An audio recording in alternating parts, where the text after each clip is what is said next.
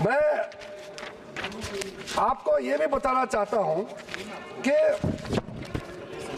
ये जो वक्फ बोर्ड के बारे में आप जो बचाने का इतना जो कोशिश कर रहे हैं, इनका खिलाफ पूरा मान समाज के अंदर में वक्फ बोर्ड का जो मैनेजमेंट है और ट्राइब्यूनल के खिलाफ भी कितना आक्रोश है आपको अंदाजा नहीं है।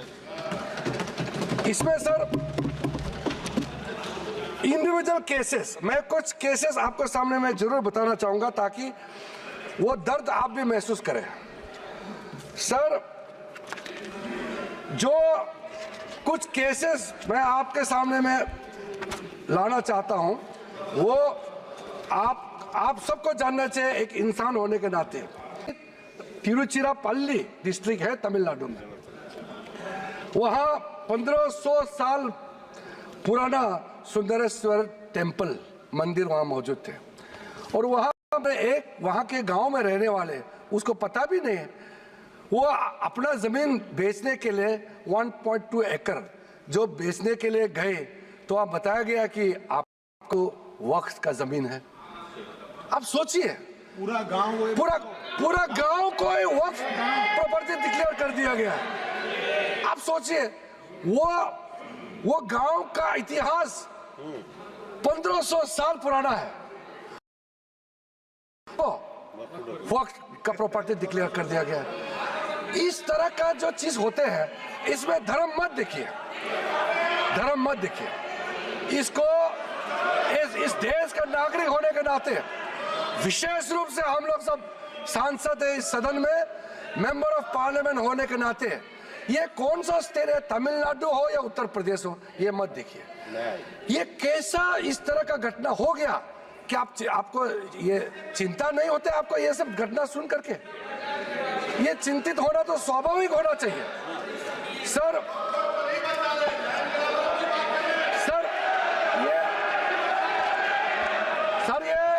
ये सुन नहीं पा रहे हैं और विषय को भटकाने के लिए जा रहे। सर सूरत म्युनिसिपल कॉर्पोरेशन के बारे में सोचिए, ये सब कोई प्राइवेट है। सूरत म्युनिसिपल कॉर्पोरेशन का पूरा हेडक्वार्टर को वक्फ प्रॉपर्टी डिक्लेयर कर दिया गया है। ये कैसे कर सकता है? आप सोच सकते हैं क्या? देखिए मैं बाय डेफिनेशन मैं एक बहुत हूं, मैं हिंदू भी नहीं हूं, मैं मुस्लिम भी नहीं हूं, मैं क्रिश्चियन भी नहीं हूं, लेकिन मैं सब धर्म को मानता हूं। लेकिन इसको आप लोग बार धर्म को लेकर के मत देखिए। कोई भी इस देश का नागरिक सरकारी जो म्युनिसिपल कॉर्पोरेशन क्या किसी का प्राइवेट प्रॉपर्टी है, जमीन आप कैसे वक्त डिक्लेयर कर सकते हैं सर? सिट डाउन राजा, आप बैठिए, डिस्टर्ब मत कीजिए, फायदा नहीं है सर। मैंने शांति से आप लोगों का बात सुना है सर। कर्नाटका स्टेट का तो कमाल है सर, आप सुनिए ध्यान से। कर्नाटका स्टेट का 2012 में कर्नाटका माइनॉरिटी कमीशन का रिपोर्ट का सुनिए। जो रिपोर्ट मेरे सामने में आई है 2012 में कर्नाटका स्टेट माइनॉरिटी कमीशन की रिपोर्ट में कहा गया कि कर्नाटका वक्फ बोर्ड ने 29,000 एकर्स ऑफ लैंड को कमर्शियल पर्पस में कन्वर्ट कर दिया। और इसको अगर आप हिसाब किताब करोगे तो आप समझ सकते हैं। लेकिन सबको मालूम है वक्फ प्रॉपर्टी को किस पर्पस में आप इस्तेमाल कर सकता है। ये रिलीजियस पर्पस के लिए, चैरिटेबल पर्पस के लिए और पायस पर्पस के लिए यूज कर सकते हैं। लेकिन आप मनमानी कर रहे हैं तो एक नहीं कर रहे थे तो कम से कम बाकी तो नहीं सही, कम से कर्नाटका से सीधा कांग्रेस एमपी तो कम से कम बोले ना इसमें। ये आंखों के सामने में इतना बड़ा घपला हो रहा है सर। एक इंडिविजुअल केस फिर मैं साइड करता हूं। डॉक्टर बारिये बुशरा फातिमा का केस सर, ये लखनऊ का है अखिलेश जी, ये चिंता नहीं करते। और ये शायद आप मुख्यमंत्री थे तो उस समय ये आपको किसी ने बताया नहीं क्या?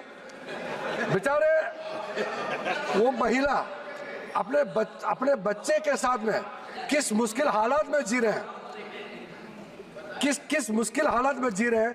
लेकिन अगर वक्फ बोर्ड का जो अभी सिस्टम है अगर अमेंडमेंट नहीं किया गया तो जो इनका पिताजी जो अगर गुजर जाएंगे तो ये सारा प्रॉपर्टी उसको बच्चे को नहीं मिलेंगे। तो क्या हम इंटरवेंट नहीं करना चाहिए ऐसे समय में? उनको इंसाफ देने के लिए कदम नहीं उठाना चाहिए? तो इसीलिए सर ये इसमें आप धर्म के बाद धर्म से देखिए सर सुन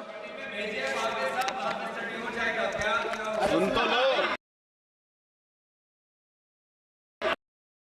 सवाल उठाया और जब मैं क्लैरिफिकेशन दे रहा हूं फिर बताते हैं कि इसको कमेटी में चर्चा करेंगे। कोशिश मत करो सर।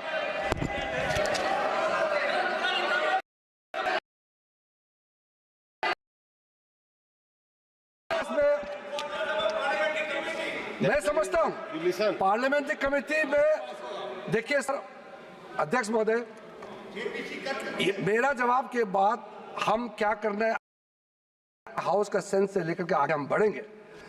मगर जो इन्होंने इतना मेंबर्स आपके परमिशन के बाद बोला, झूठे बातें प्लस भ्रम फैलाया, असत्य बात किया, असत्य है, ठीक है।